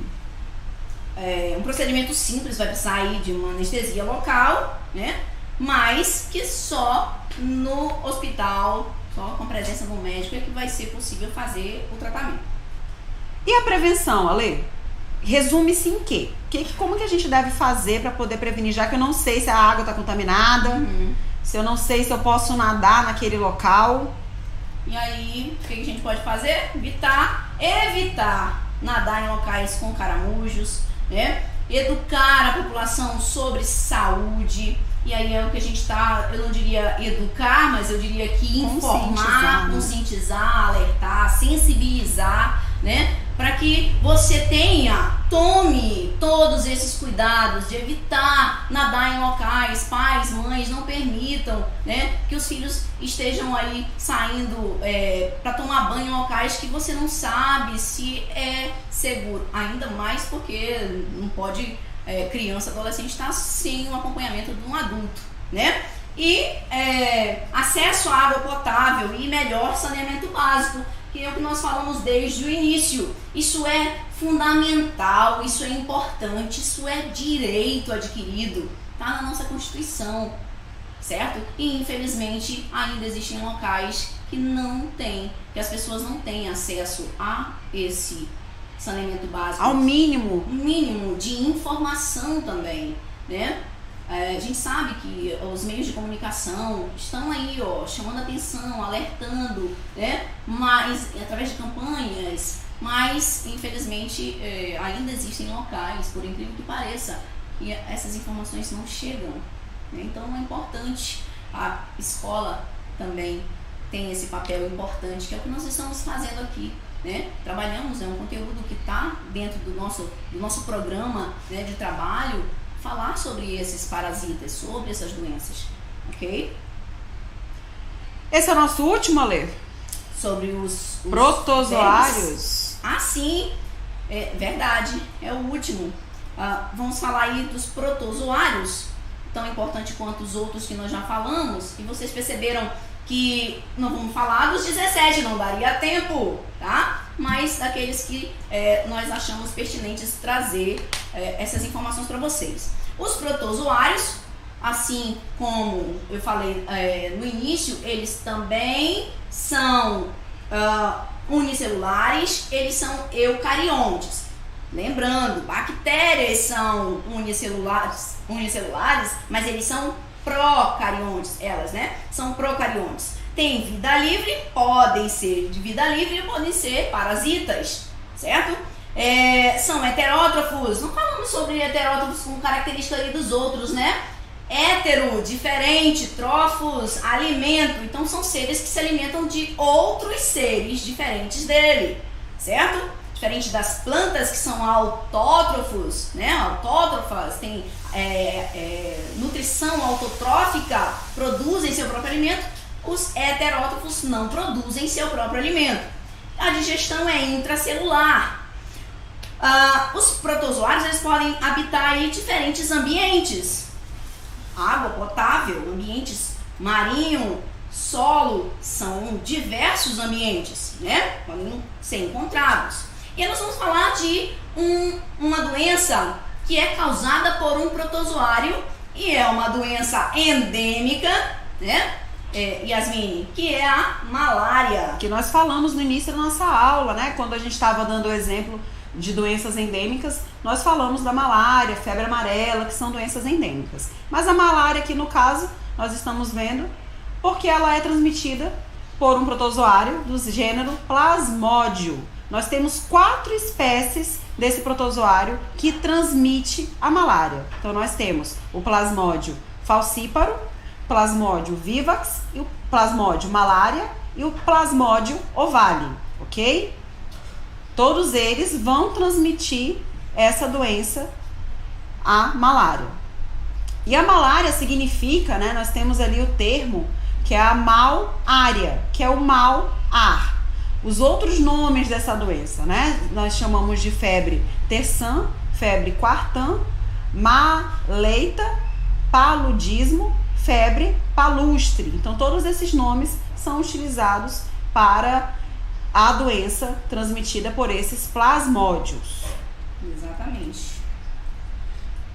E mais uma vez ela é transmitida por um vetor. Como a professora Alessandra falou, o vetor é aquele que vai carregar esse plasmódio da doença da malária, ok? Então aqui, ó, ele vai ser parecido o ciclo de transmissão com a dengue.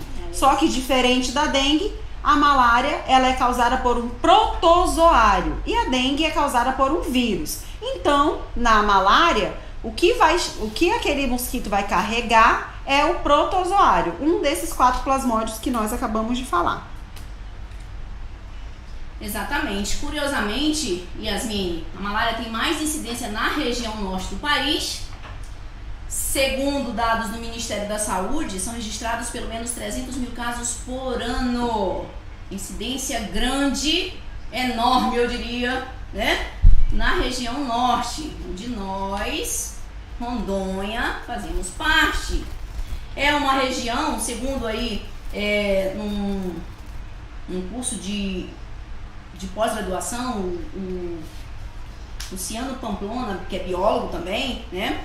É uma região endêmica, ou seja, lá se concentra o maior número de casos A malária é uma das doenças que mais matam e está mais presente em países de regiões tropicais.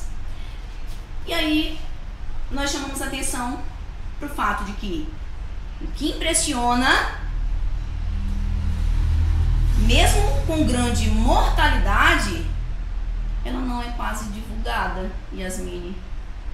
Interessante isso, né? Curioso. Mata é uma das doenças tropicais que mais matam. Curiosamente também, ela era para aparecer aí em primeiro das nossas doenças, dessas doenças tropicais, né? Negligenciadas que nós estamos falando. Mas como nós optamos por fazer uma continuação aí, né? Uma sequência, na verdade, de vírus, bactérias, não é? Ela está aparecendo, exatamente, ela está aparecendo aí agora, mas ela está em primeiro lugar, não é? Ainda segundo Pamplona, parece que não existe malária no Brasil. Acredito, segundo ele, né? Fala dele, que isso acontece muito porque a mídia foca mais nas notícias de outras regiões.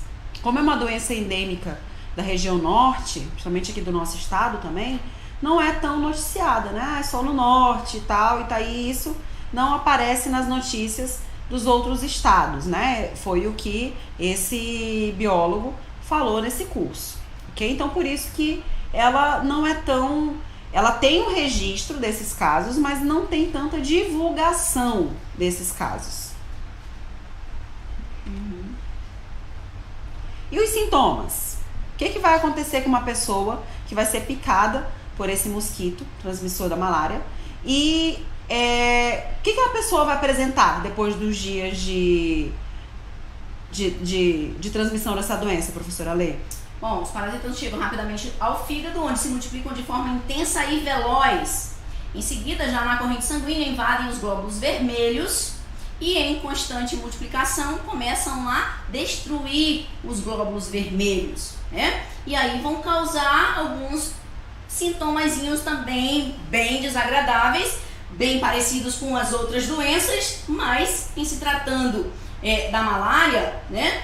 Febre alta, calafrios, tremores, sudorese, então ele vai suar bastante, né? Dor de cabeça que podem ocorrer de forma cíclica. E aí muitas pessoas, antes de apresentarem essas manifestações mais características da malária, elas podem sentir náuseas, vômitos, cansaço e falta de apetite. Isso mesmo. Muito parecido com Muito parecido com as outras. E esses sintomas, eles podem se complicar, tá? Então, a gente tem a malária num estágio mais grave, que ela vai apresentar outros sintomas, que são aqueles que vão... que a pessoa vai ter a prostração, ela vai ter alteração da consciência, dispneia ou hiperventilação, ela vai passar a apresentar convulsões, hipotensão arterial ou choque, hemorragias. Então, esses sintomas aqui são os casos da malária, nos casos de malária grave, em que terão complicações, certo? Gestantes, crianças e pessoas infectadas pela primeira vez, elas estão sujeitas à maior gravidade da doença, certo? Já pegou malária, professora Lê? Graças a Deus, não. Nem dengue, nem febre amarela. Nem pretende, né? Não.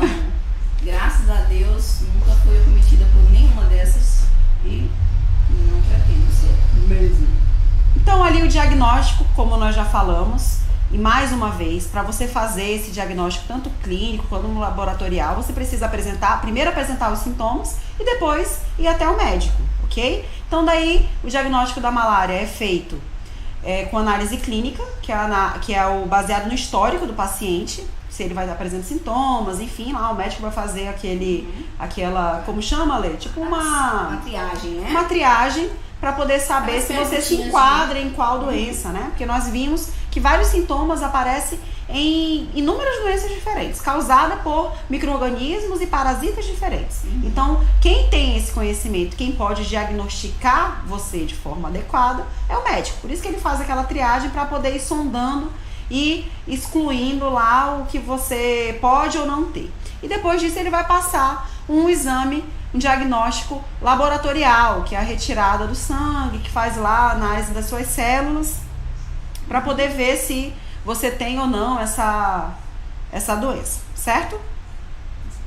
Que é aqui, ó, é a análise do seu sangue, conferindo lá, eles colocam um reagente aqui no seu sangue para poder ver como que esse sangue que eles coletaram vai reagir, tá? Então é um exame laboratorial que é coletado a partir do sangue. E aí o tratamento vem sendo feito à base de cloroquina, né? E mais recentemente de artemisinina.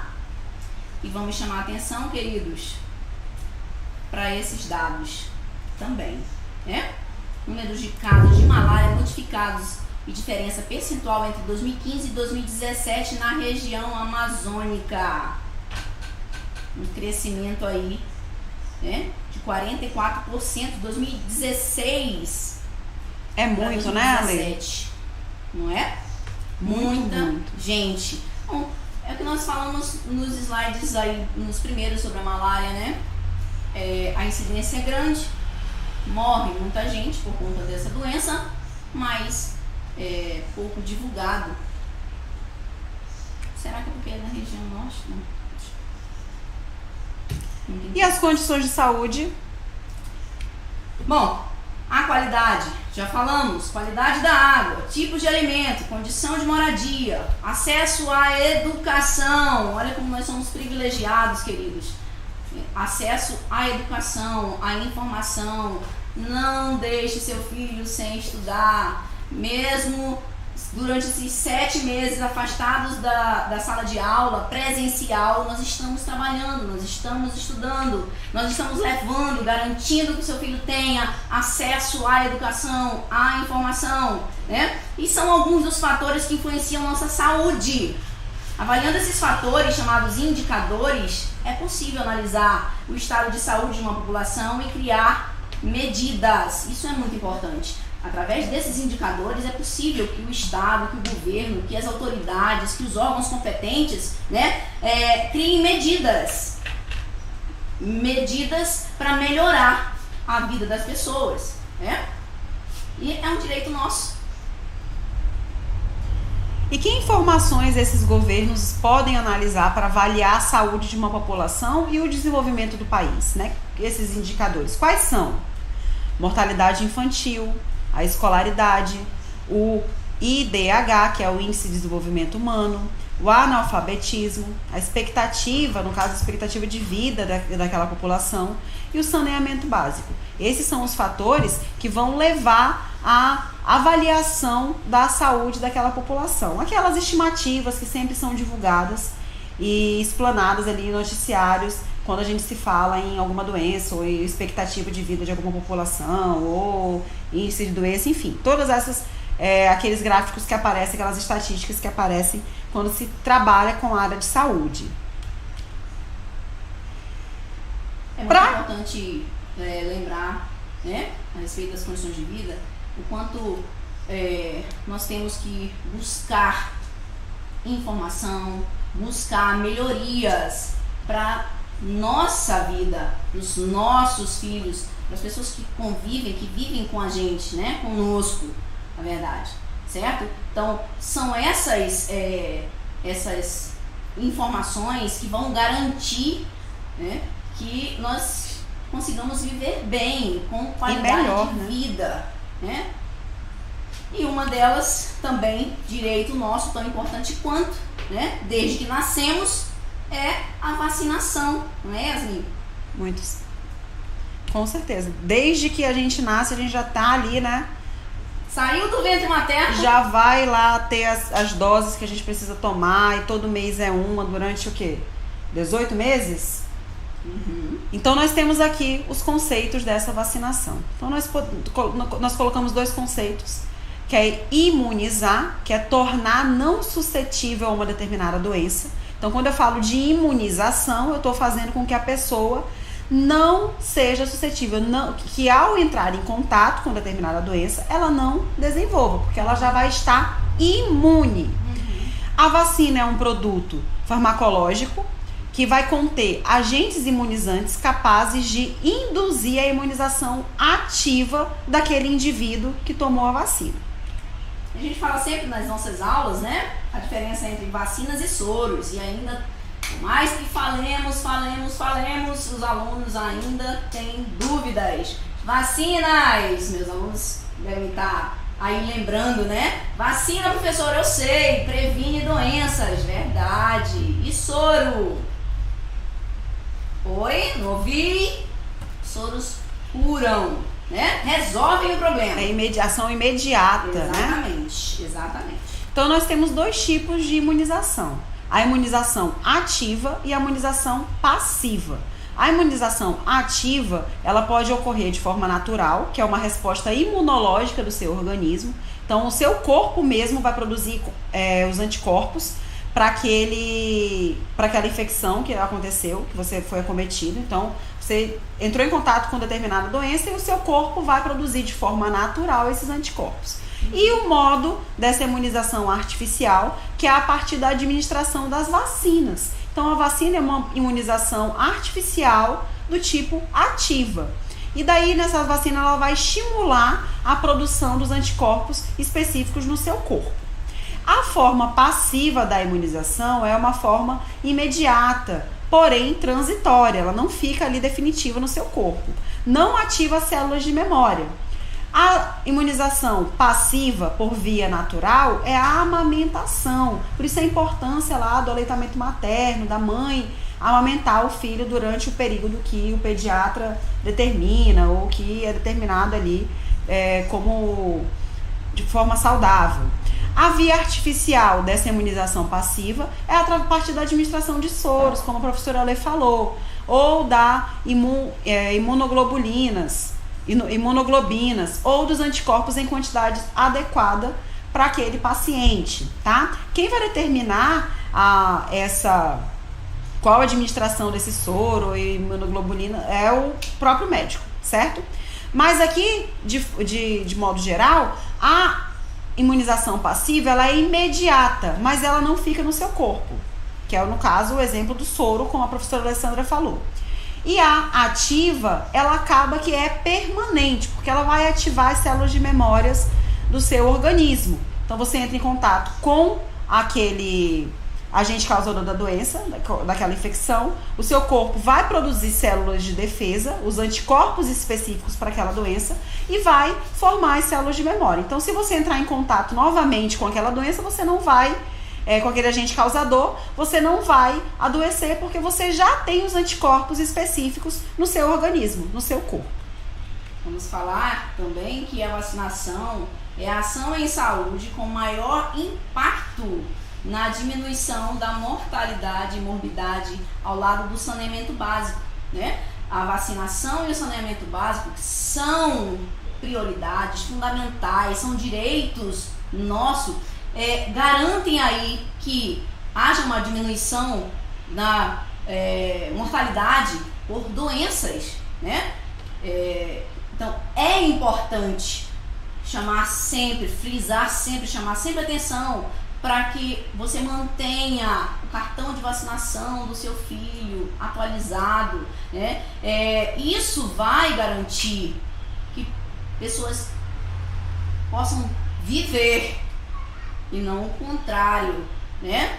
Então, e não é uma forma individual, né? Essa imunização, ela acaba que, como ela é ampla para toda a população, exatamente, a gente tem ali no coletivo, né? Uma saúde coletiva, podemos dizer assim.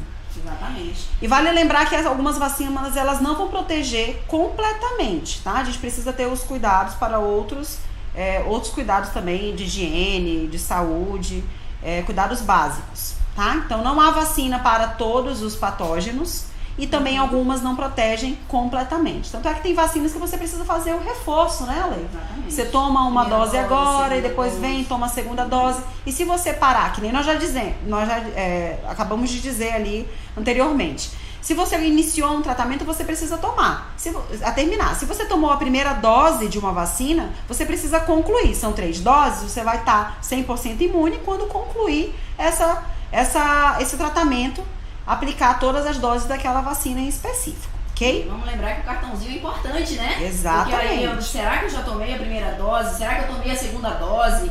E você nem lembra. Então, é uma das medidas mais eficazes no combate a doenças, ok?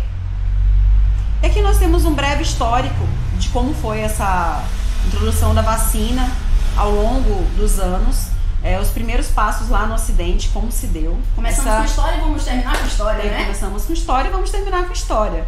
Então, a Lady Mary, ela introduziu na Inglaterra uma técnica chinesa de variolação, que foi lá em 1721, olha lá o tempo. A Jane utilizava o vírus da vacina para proteger contra a varíola.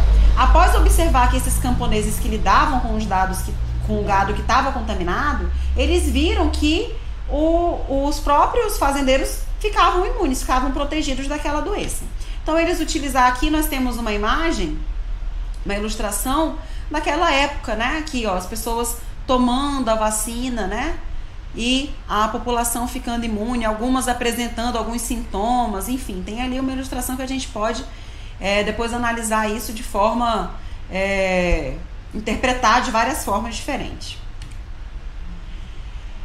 Daí esses estudos com dois tipos de vacinas, eles levaram ao desenvolvimento desses micro-organismos e acabou que foi aumentando o estudo, né? Conforme você estuda uma coisa, mais você vai descobrindo e mais vai ficando expert naquilo e vai desenvolvendo aquela situação. Daí, em julho de 1885, ocorreu a primeira vacinação contra a raiva, que foi no menino de 9 anos, que foi mordido por um cachorro raivoso. Daí o cunhado de vacinação, que foi homenageado por Jenner, tá? Que é esse cara aqui, ó, que nós vimos, que ele utilizou a vacina para imunizar aqueles fazendeiros que tinham contato com o gado que produzia, que aplicavam aquela vacina, né? Então, ele foi homenageado e ficou o nome aqui, a vaca da vacina, né? Para a vaca, na verdade não era nem para imunizar as pessoas, era para imunizar o gato, e daí isso foi ocorrendo um desenvolvimento conforme foi sendo estudado. E daí nós temos aqui um histórico com os anos e as vacinas que foram descobertas e que foram introduzidas naquele ano em específico, né? Iniciou lá em 1890 com a vacina do tétano.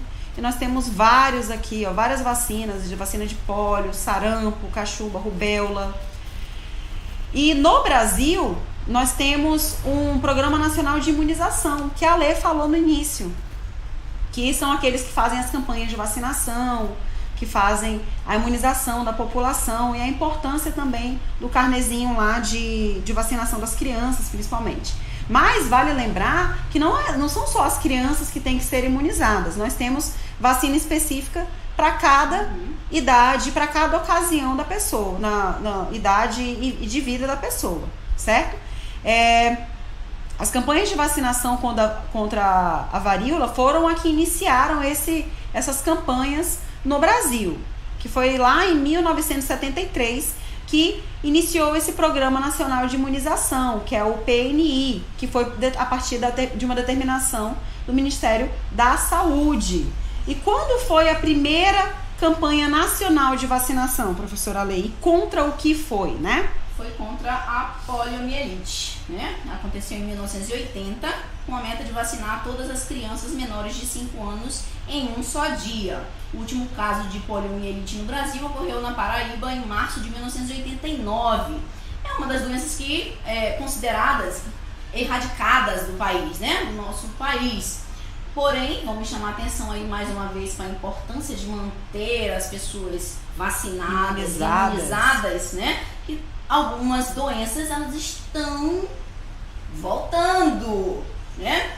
Como o sarampo, a gente houve sábado, a campanha também era para imunizar contra o sarampo. Então, vamos manter, né? Vamos valorizar essas campanhas, essa imunização, que é um direito nosso, mais uma vez falando, é um direito nosso que ajuda a manter as doenças afastadas de nós. E quando eu falo de nós, eu estou falando não só de Guajará-Mirim, não só de Rondônia, eu estou falando do mundo, né?